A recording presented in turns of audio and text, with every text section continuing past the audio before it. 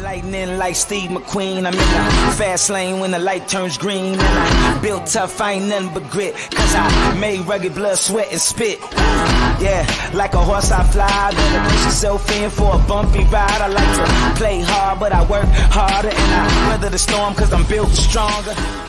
What is up, ladies and gentlemen? We are back. We are live. It is the Freight Coach Morning Show, the top morning show in transportation, coming to you guys every single weekday, 8:30 a.m. Pacific, 10:30 Central, to break down some industry headlines and most importantly, provide some actual insight into what you can do with all of this information.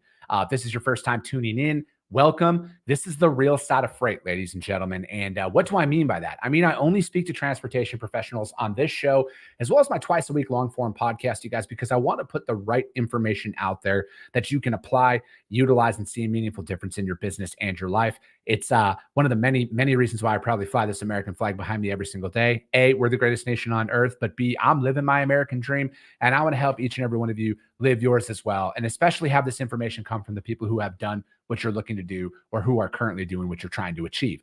I do have a guest on today. We're going to talk about all this fun stuff. You know, at the end of the day, you guys, I like to bring people on like who actually know what the hell they're talking about. Like I'm not an expert when it comes to like the financial side of things, when it comes to purchasing equipment, refinancing equipment, and all of that stuff, and really paying attention to some of the macroeconomic trends that are out there. So I like bringing those people on and really giving you guys quality information on, you know, because there's some very real decisions that are going to be made or that are made every single day in this business. And, you know, I want to bring those people on, and that's what we're doing here today. And I'll bring him up here in a second. But before I do that, you guys, as always, I got to give a shout out to my friends over at VHub, vhubapp.com.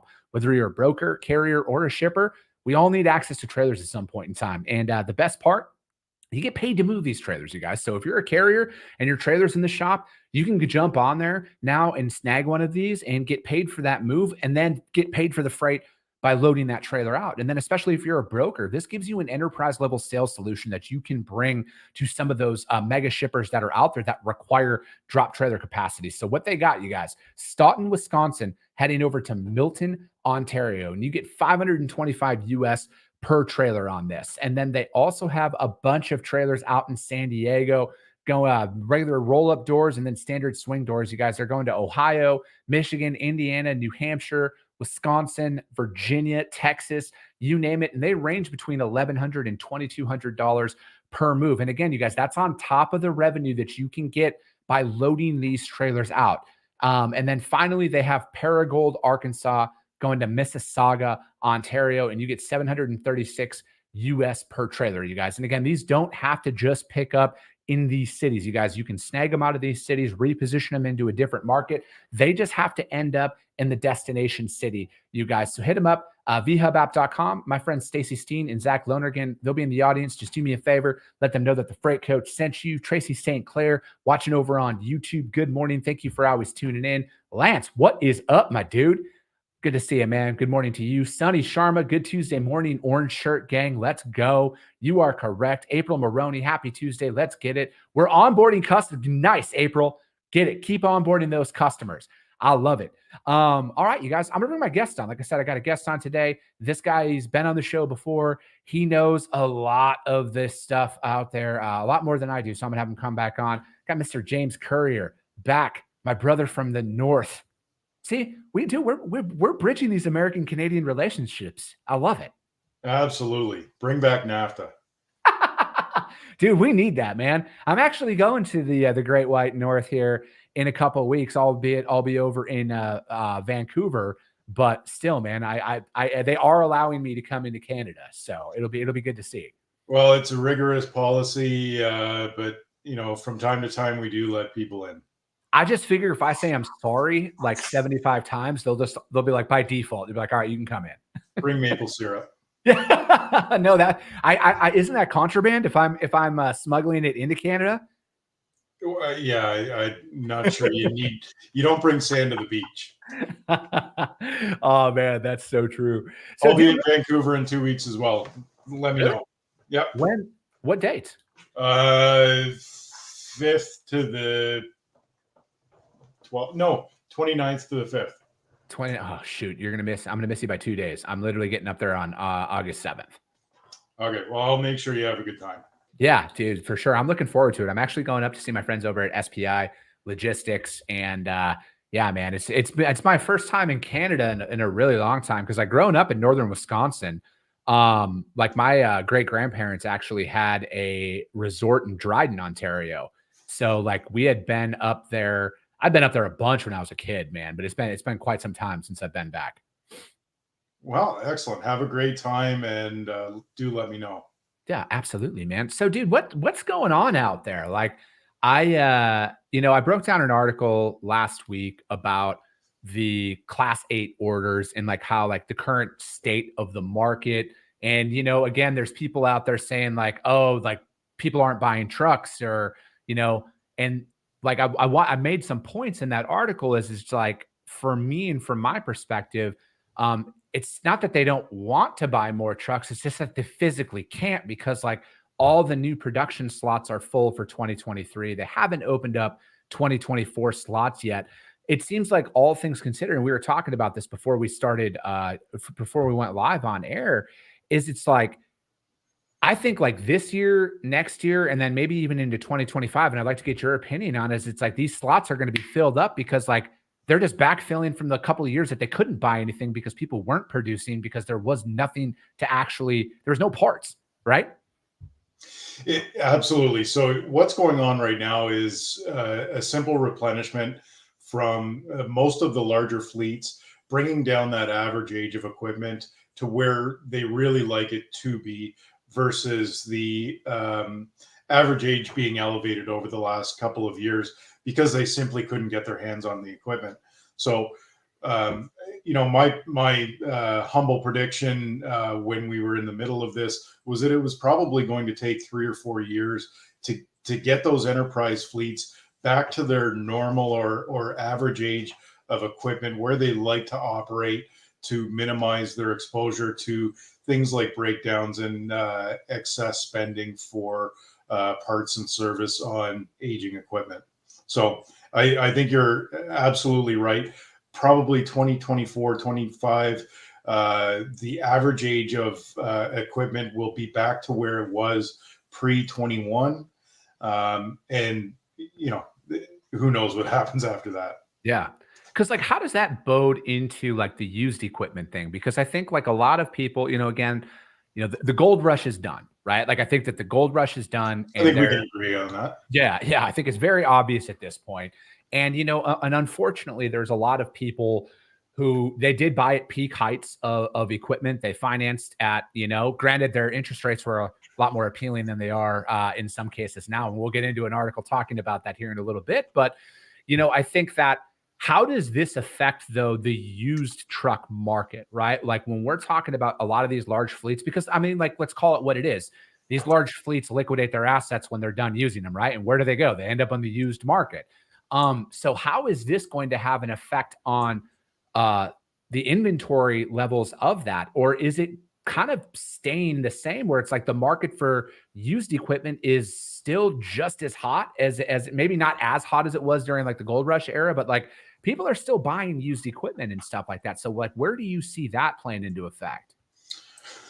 Well, I mean, there are so many variables to take a look at when you're talking about used equipment, primary of which is the availability of new equipment. So, um, the certainly with the replenishment of new equipment, you're going to see more used equipment come to the market for availability, and as that availability increases, the demand may stay the same for used equipment, which means the price will be driven down. Ultimately, we're starting to see that now, particularly with the cost of new equipment coming down slightly over the last few months. Certainly, the cost of used equipment has to follow that trend as well. Yeah. No, I got you. So like, say I'm coming in, I've been driving for a fleet. Frankly, I'm like, screw this. I'm going to go out on my own. I'm going to buy a truck right now.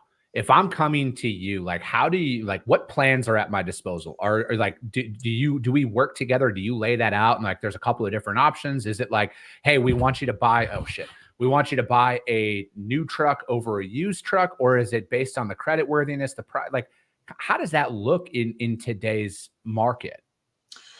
Well, as a lender, I never dictate or mandate what somebody is buying. I can recommend something, and certainly we have access to a lot of market information, so we can point people down the right road as far as equipment costs and pricing and availability in particular geographic markets. But ultimately, we don't mandate that one owner operator buys a particular brand or type of truck or trailer, or whether it's new or used.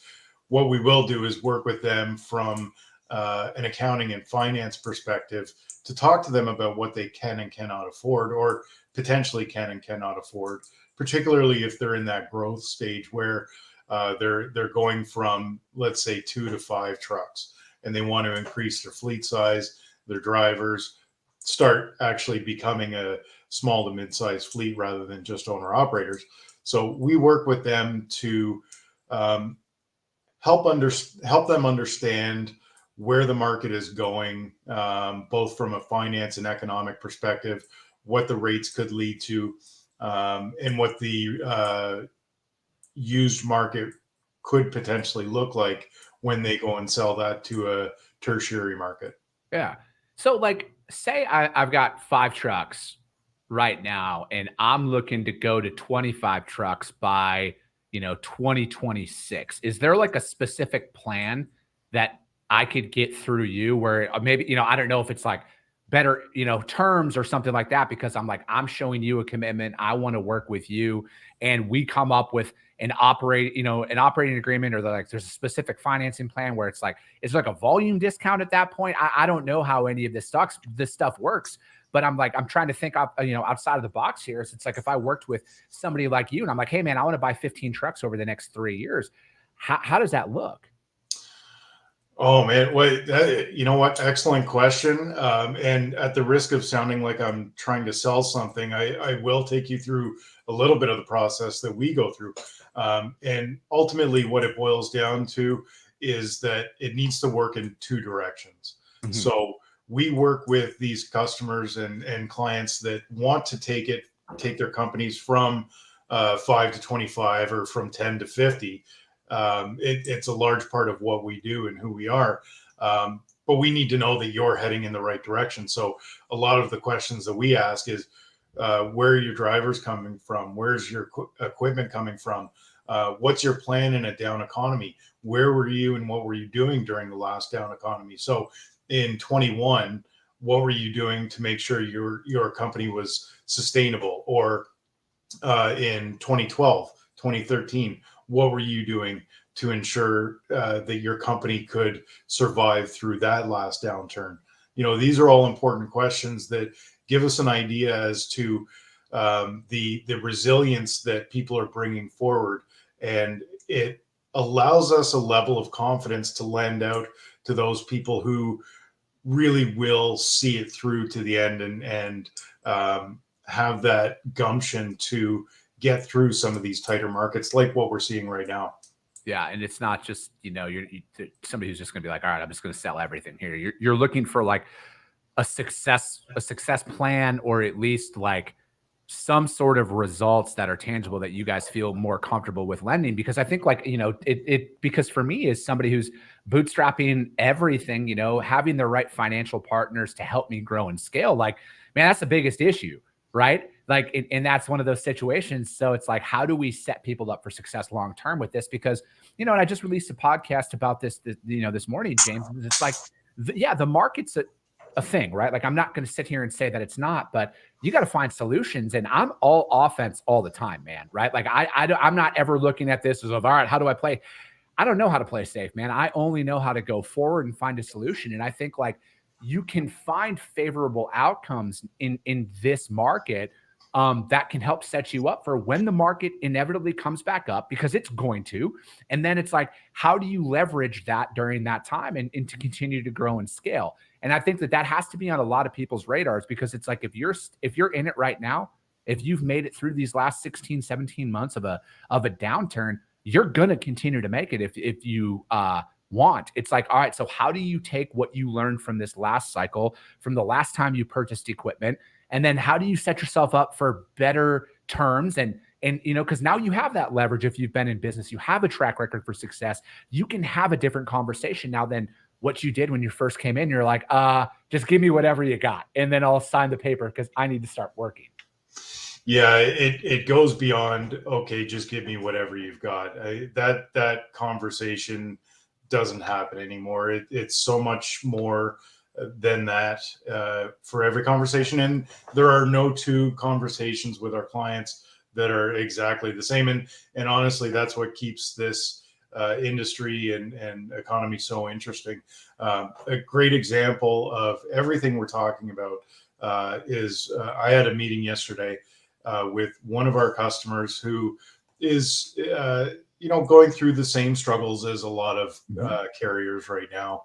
And I drove for 2.5 hours to meet with him for 45 to 50 minutes to sit down and talk about exactly what is going on in the economy, what their struggles are, what their plans are for growth, where their contracts are coming from, who they're doing LTL loads for.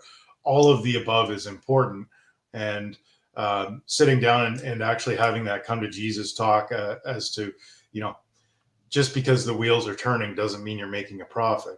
Yeah. It's a difficult conversation sometimes, but it needs to happen. And the reality is that, when you're a 20 truck carrier, you don't have the same purchasing power as a 500 truck carrier. So just because you can't make a profit at $2.30 a mile doesn't mean somebody else can't. Yeah, no, I agree, man. Andrew Teal brings up a good point that the cost of borrowing will drive much of it as equipment hits the used market.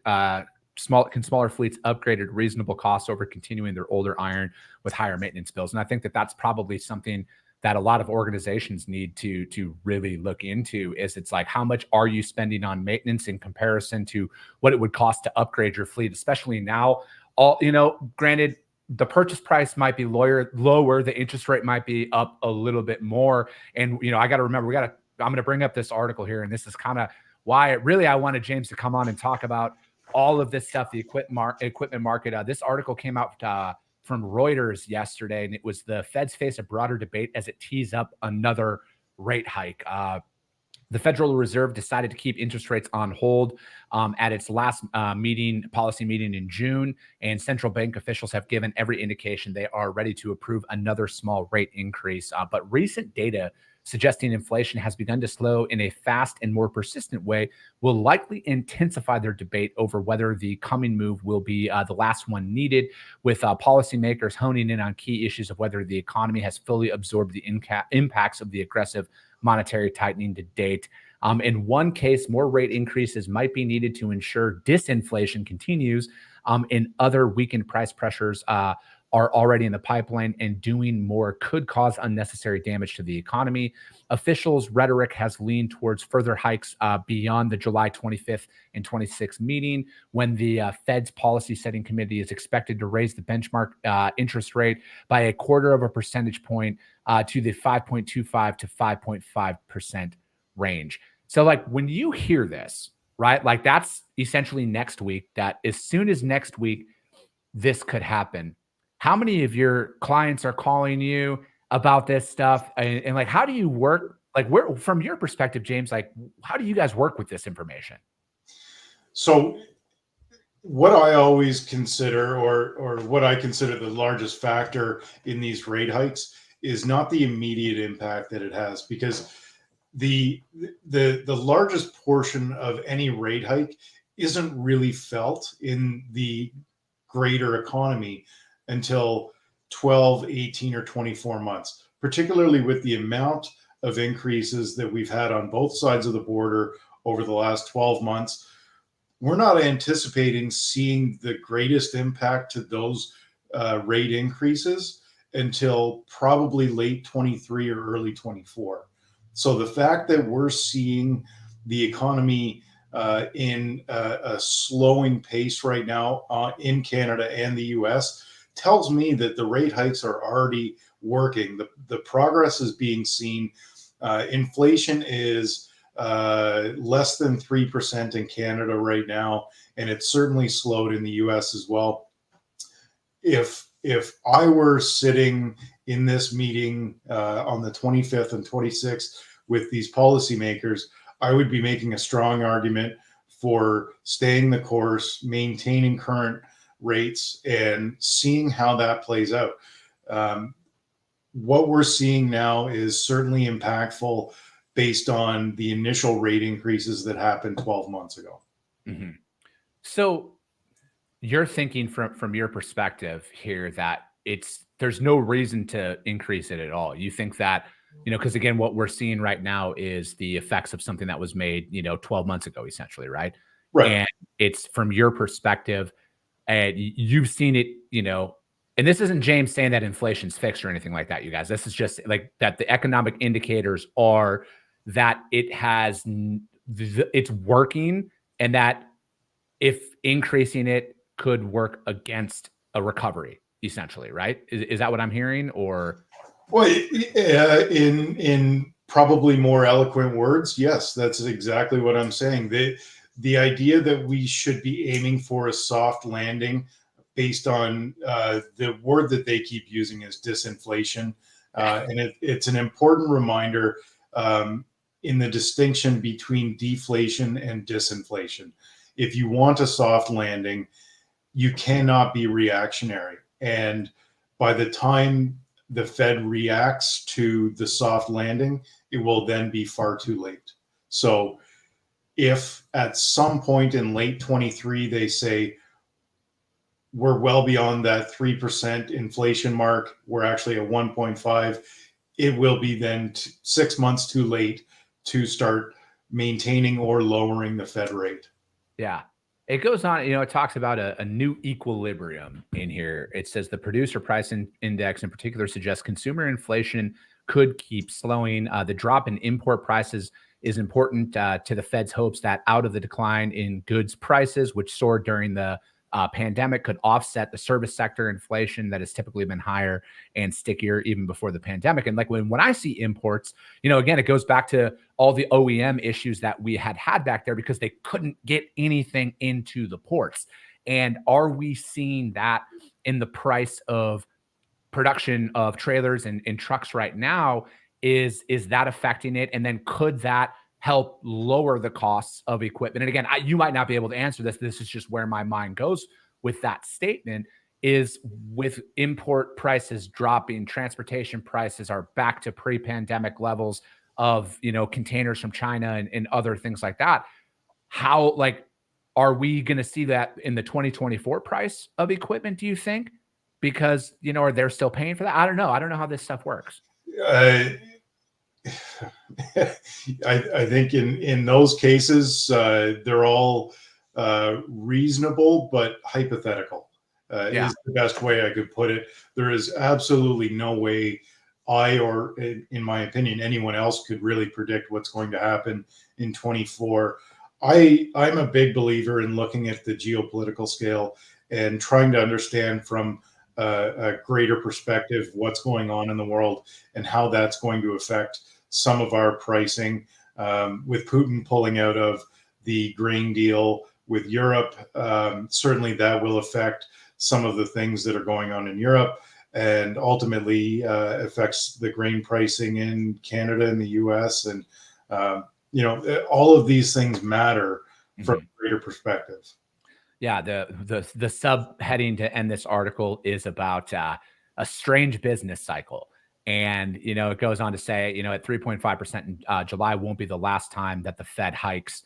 And then Jason Furman said he's a professor at Harvard, and he thinks that he've learned that almost what it'll take to get inflation from 3.5% to 2%. My worry is that the last leg might require additional unemployment, and that's what's crazy when you see stuff like that, James, is because they're just talking about how the transportation sector keeps adding jobs. It's like one of the only sectors out there that's continuously I'm not going to say a healthy amount of jobs, but again, I think for the broader scope of things, you guys, that's why I think transportation is about as recession proof of an industry that you can find, because frankly, goods are going to continue to move. And if goods aren't moving, we have a very larger problem to worry about. And I don't think anybody thinks that, I don't even want to think or say that out loud. But again, it's just this is why I think that working with the right providers and the right partners, because small business is transportation. It's as synonymous with an industry as any industry out there, right?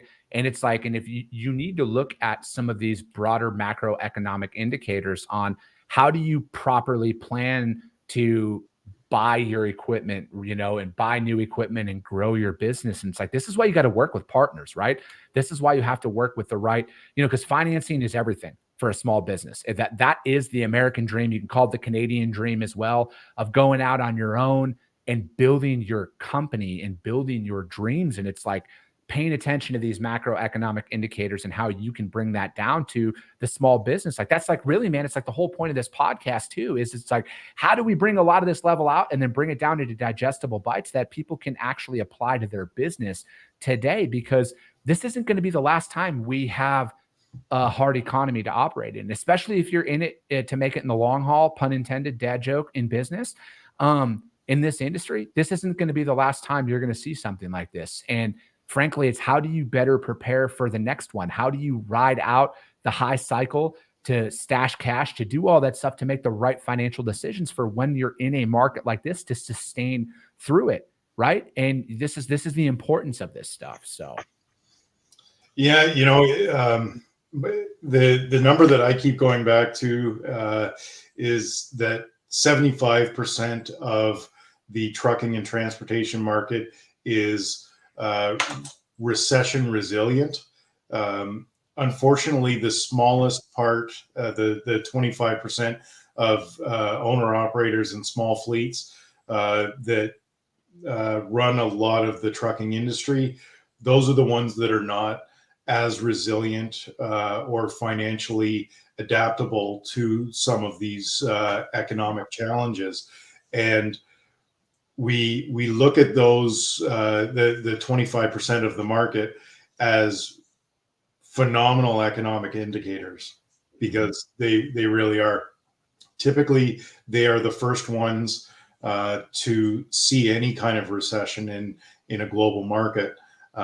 And so when we start to see some of those trends, like owner operators going back to being company drivers, we're taking a good hard look at that and analyzing the data on a daily basis so that we can try and help people going forward in what could be the new market. Yeah. And I think, like, it's one of those situations where, again, I'm not saying that any of this stuff is easy, and that, and that I want that to be my message essentially all the time. I'm not going to paint a doom and gloom. I don't believe in quitting. I feel like if you're in it, let's find a solution no matter what. I call it optimistic realism, that, things are challenging, things are hard, but it's like, how are you taking these moments in making the necessary changes to solidify your business? Because I don't like it when things go wrong. I don't think anybody enjoys it when things go wrong, but I also view it differently now. I view it as, all right, I just figured out a way to not do something. How do I make the necessary changes? Because I'm going to find myself in these situations again, but how do I make these next times less costly? And how do I make the right decisions now to, when the market flips up and flips back down, that I'm remaining the same. I have the best rates on my financing. I have the best structure in place to sustain a lot of these things, because, that's what, unfortunately, like I say a lot, there's no playbook to entrepreneurship, but it's like, I want to build that out as much as possible on this podcast and this show, is to put the right information out there for people, to where it's like, they can start thinking about things. They can think about things a little bit differently. The best advice I have ever received from any entrepreneur is to use your partners as your board of directors, or as some sort of consulting committee. So, having people like you around so that we can have these types of conversations. Utilize your banker, utilize your equipment finance guy, utilize your equipment dealers, your truck dealers and your trailer dealers, your tire guys, the guy who, or girl who sells you oil is always a great economic resource. All of these people are there to make sure that you are successful in the long run. Use them as advisors, because they should be trusted. Yeah, I actually have never heard it put that way before, James, and I like that a lot. Use your providers and your suppliers as a board of directors. I actually that's really, really, really sound advice, man. But as always, it goes by too quick when you're on, sir. And Can't believe it's noon already. I know. But hey, how does anybody reach out to you, man? If they just got questions, they're like, hey, I might, I just have a question about my, my current terms or whatever that looks like. How does anybody reach out to you, find you? LinkedIn is easy, James Courier or james.courier@finlock.com. Happy to talk to anybody anytime. Perfect. And as always, you guys just reach out to me if you can't find James. I'll put you in direct contact with them. But that's going to be it, you guys. It'll be a solo show tomorrow. I got a guest coming on Thursday, and then Friday's Q&A day. As always, so if you guys have any sales or operations related questions, DM them over to me. I literally just got a couple today, and I'll be answering them live on the show. But if you have any more, drop them in there. We'll do that. But as always, if you guys got value in what you heard here today, subscribe and share the show, you guys. Rank the show, get it out there, because if you see value, your network's going to see value in it as well. I appreciate you guys. I love you guys, and we'll be talking to you soon.